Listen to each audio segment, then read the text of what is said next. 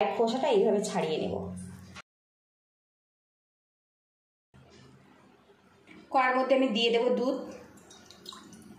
এবার এই আমটা আমি এইভাবে কেটে দেব।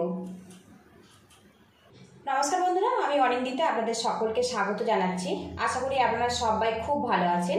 আজকের আম দিয়ে দারুণ লোভনীয় একটা রেসিপি আপনাদের সাথে শেয়ার করব। আমি কীভাবে বানাচ্ছি পুরো ভিডিওটি দেখার অনুরোধ রইল।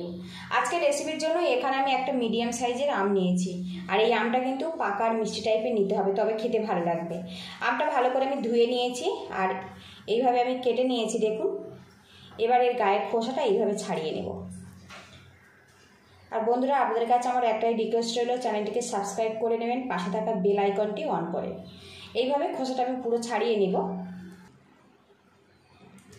এদিকে দেখুন আমটা আমি ছাড়িয়ে নিয়েছি আর এইভাবে কিন্তু ছাড়িয়ে নিতে হবে।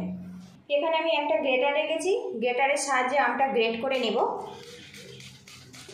আর বন্ধুরা, আমটা যখন গ্রেট করবেন একটু খেয়াল রাখবেন এর মধ্যে যেন আমের কোনো রকম ছিবড়া না থাকে। যদি ছিবড়া থাকে তো আমটা সেক্ষেত্রে কিন্তু ছেঁকে নেবেন, তাহলে কিন্তু রেসিপিটা পারফেক্টভাবে তৈরি হবে। তো দেখুন আমটা কিন্তু খুব পাকা, খুব ঝটপট কিন্তু এটা গ্রেট করা হয়ে গেছে। এদিকে প্যানটা গরম করে নিয়েছি আর এর মধ্যে দিয়ে দেবো হাফ কাপ পরিমাণে চালের গুঁড়ো, দিয়ে দেবো স্বাদ মতো লবণ। চালের গুঁড়োটা একটু নাড়াচাড়া করে নেব, এতে যে চালের গুঁড়োর যে একটা কাঁচা গন্ধ ওটা চলে যাবে। আর বন্ধুরা, বেশি পরিমাণে বানাতে ইচ্ছে হলে চালের গুঁড়োর পরিমাণ, আমের পরিমাণটা একটু বাড়িয়ে দেবেন। এইভাবে দুই একবার এইভাবে নাড়াচাড়া করে নিলে এর মধ্যে যে কাঁচা গন্ধ ওটা চলে যাবে। বেশ কিছুক্ষণ নাড়াচাড়া করে নিয়েছি আর এর যে একটা কাঁচা গন্ধ ওটা চলে গেছে। এবারে এর মধ্যে দিয়ে দেবো গ্রেট করা আম।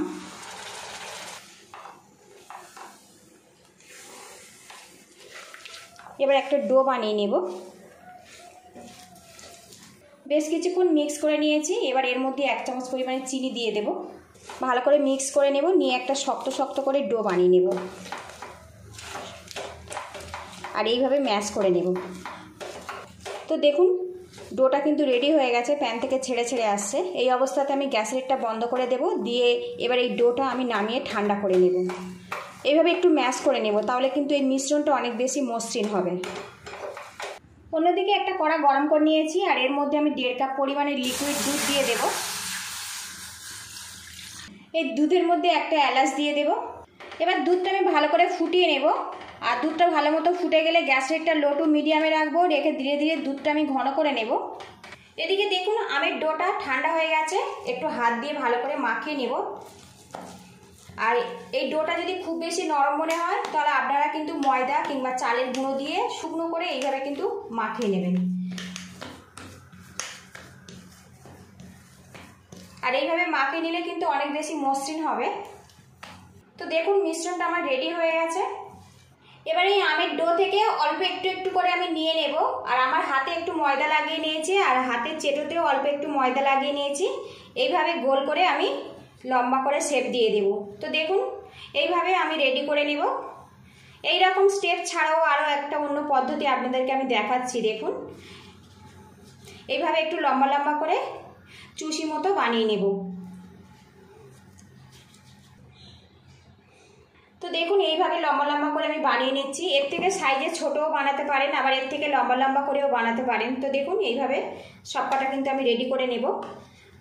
এইভাবে বানালেও কিন্তু খুব ঝটপটভাবে রেডি হয়ে যায়। দেখুন এদিকে দেখুন দুধটা কিন্তু বেশ কিছুক্ষণ ফুটিয়ে নিয়েছি, এতে কিন্তু দুধটা বেশ ঘন হয়ে গেছে।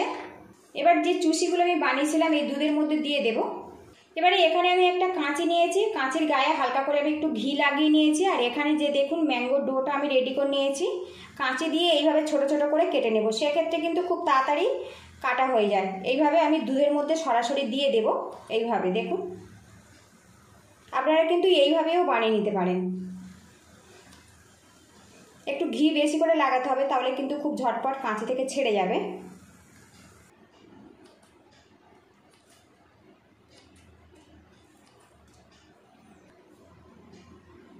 তো বন্ধুরা, সবগুলো পিঠা আমি এইভাবে কেটে নেব।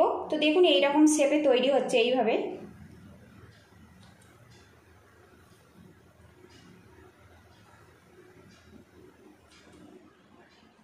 এইভাবে সবকটা পিঠা আমি রেডি করে নেব। আর এইভাবে কাটলে কিন্তু খুব ঝটপটভাবে রেডি হয়ে যাবে। আমের পিঠাগুলো আমি দুধের মধ্যে দিয়েছি, কিছুক্ষণ ফুটিয়ে নেব, তাহলে এই পিঠাগুলো কিন্তু বেশ ভালো মতো সিদ্ধ হয়ে যাবে। আর এখন কিন্তু দুধটা বেশ ঘন হয়ে গেছে, আর দুধের কালারটাও কিন্তু পুরোপুরি চেঞ্জ হয়ে গেছে। এদিকে দেখুন বেশ কিছুক্ষণ ফুটিয়ে নিয়েছি, এতে কিন্তু পিঠেটা বেশ সিদ্ধ হয়ে গেছে আর দুধটাও কিন্তু বেশ ঘন হয়ে গেছে। এবারে এর মধ্যে দিয়ে দেবো স্বাদ মতো চিনি। এবারে এর মধ্যে দিয়ে দেবো বাদাম আর কিশমিশ, একটু সাইজে ছোট ছোট করে কুচিয়ে নিয়েছি। আরও কিছুক্ষণ এটা আমি ফুটিয়ে নেব। বেশ কিছুক্ষণ ফুটিয়ে নিয়েছি, এতে কিন্তু আমের এই পিঠা বা দুধ পিঠা বা চুষি পিঠা যাই বলতে পারেন রেডি হয়ে গেছে। ভিডিওটি ভালো লাগলে একটা লাইক দিয়ে দেবেন আর যতটা সম্ভব শেয়ার করে দেবেন। আর বন্ধুরা, আপনাদের কাছে আমার একটাই রিকোয়েস্ট হলো, চ্যানেলটিকে অবশ্যই সাবস্ক্রাইব করে পাশে থাকা বেল আইকনটি অন করে রাখবেন। নিত্য নতুন রান্নার রেসিপিগুলো খুব সহজে আপনার কাছে চলে যাবে। এদিকে দেখুন দুধটা কিন্তু বেশ ঘন হয়ে গেছে, আর এই অবস্থাতে আমি গ্যাসের হিটটা বন্ধ করে দেব। আর এই রেসিপিটা কিন্তু বন্ধুরা আপনারা বিকালে পরিবেশন করতে পারেন, বা হঠাৎ কোনো অতিথি চলে আসলে খুব ঝটপট একটা মিষ্টি হিসেবে কিন্তু এটা পরিবেশন করতে পারেন। আর এই রেসিপিটা কিন্তু ঠান্ডা ঠান্ডা পরিবেশন করবেন, তবে কিন্তু খেতে ভালো লাগবে। গ্যাসের হিটটা আমি বন্ধ করে দিয়েছি, কিছুটা ঠান্ডা করে নিয়ে আপনাদের সঙ্গে আমার দেখা হচ্ছে। পাকা আম দিয়ে দুর্দান্ত লোভনীয় স্বাদের কিন্তু একটা মিষ্টি রেসিপি কিংবা পিঠা রেসিপি কিন্তু পুরোপুরি কমপ্লিট হয়ে গেছে। ভালো লাগলে অবশ্যই এইভাবে ট্রাই করবেন। কেমন হয়েছে আমাকে কমেন্ট বক্সে অবশ্যই জানবেন। তো বন্ধুরা দেখুন ঘনত্বটা কত সুন্দরভাবে রেডি হয়েছে, আর একবার খেলে কিন্তু এটা বারবার খেতে ইচ্ছে করবে। আপনারা ভালো থাকবেন, সুস্থ থাকবেন, দেখা হবে নেক্সট ভিডিওতে। তো পিঠেটা কিন্তু পুরোপুরি ঠান্ডা করে তবেই এটা কিন্তু পরিবেশন করতে হবে, তবে কিন্তু খেতে ভালো লাগবে।